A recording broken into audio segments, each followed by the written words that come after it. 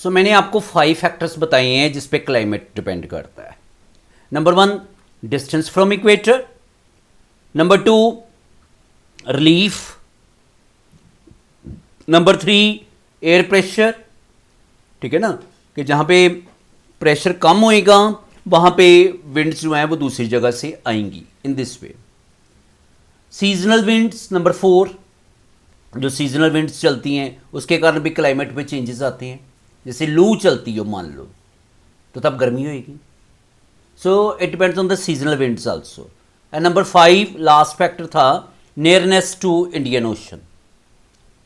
जो Indian Ocean के पास होंगे प्लेसेस वहाँ पे मतलब ट्रॉपिकल क्लाइमेट रहेगा, इक्वेटोरियल क्लाइमेट रहेगा। उसके बाद नेक्स्ट है इंडियन मॉनसून सिस्टम।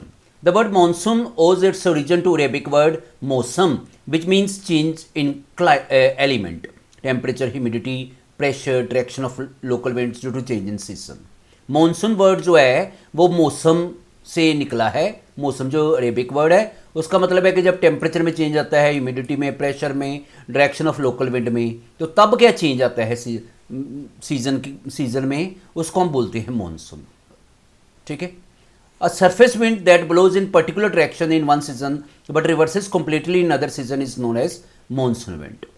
जो विंड एक सीजन में एक डायरेक्शन में जाती है, दूसरे में दूसरी डायरेक्शन में, मतलब डायरेक्शन चेंज कर लेती है विद चेंज इन सीजन, उसको हम बोलते हैं मॉनसून विंड।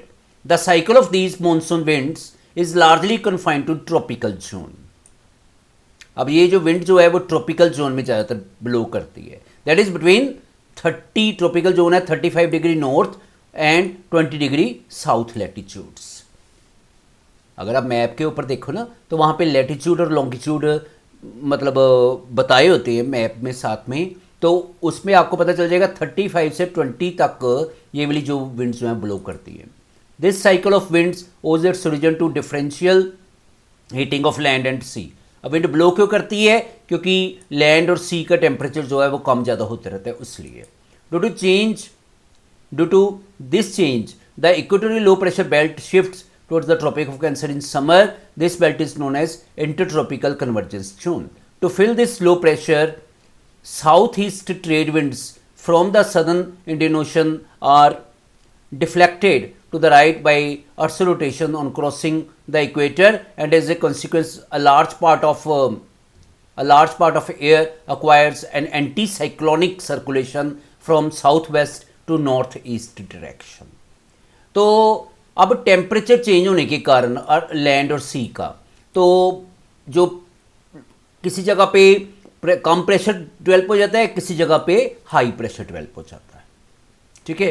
तो टेम्परेचर चेंज होने के कारण जो लो प्रेशर जो है वो ट्रॉपिक ऑफ कैंसर में समर्स में डेवलप हो जाता है, जैसे समर्स में, और उसको हम इंटर ट्रॉपिकल कन्वर्जेंस जोन भी बोल देते हैं समर्स में। तो जब लो प्रेशर डेवलप हो जाएगा तो eventually later on when the pressure is very low with the passage of time the winds will be blowing from high pressure region to these low pressure regions. लगे बता? So these winds after travelling in long distance reach the west coast of India on the 1st of June and bring heavy rainfall which is known as monsoon burst. तो low pressure के कारण जो winds आती हैं वो जून के महीने में बहुत ज़्यादा बारिश कर देती हैं और उसको मॉनसून बस्ट भी बोल देते हैं। When the winds from around Kerala coast cross the west coast then also moderate rainfall even before 1st June which is known as pre monsoonal rainfall. तो केरला में मॉनसून से पहले ही बारिश आती है, ठीक है ना, मॉडरेट रेनफॉल होती है मतलब 1 जून के आसपास से, तो उसको हम प्री मॉनसूनल रेनफॉल बोल देते हैं। These monsoon winds provide rainfall to the entire country after June to mid September. Heavy rainfall received by Tamil Nadu in winters is brought by retreating monsoon winds. तो इसलिए जून से लेकर सितंबर तक मॉनसून के कारण बारिश होती है। ठीक है। लेकिन तमिलनाडु में सर्दियों में बारिश होती है विंटर में, क्योंकि ये मॉनसून विंड्स जब वापस जाती है तो रिट्रीटिंग मॉनसून विंड्स के कारण।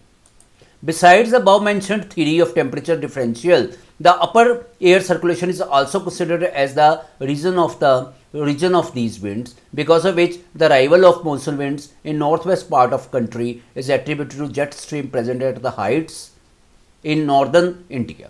तो एक तो मानसून विंड्स राइज होती है, मैंने बताया आपको कि टेम्परेचर के चेंजेस के कारण, जैसे लैंड और सी का टेम्परेचर चेंज होता है. दूसरा रीज़न जो है because of the upper air circulation. Upper air जो सर्कुलेशन होती है ऊपर वाले एटमॉस्फेयर में जो एयर की सर्कुलेशन होती है उससे जेट स्ट्रीम डेवलप होती है और उसके कारण भी मानसून विंड्स जो है वो राइज होती है. So with this movement only, these winds bring rainfall to the northwestern region. Third and modern region is the EI Nino flowing near the coast of Chile in Pacific Ocean. However, its scientific analysis is yet to be available.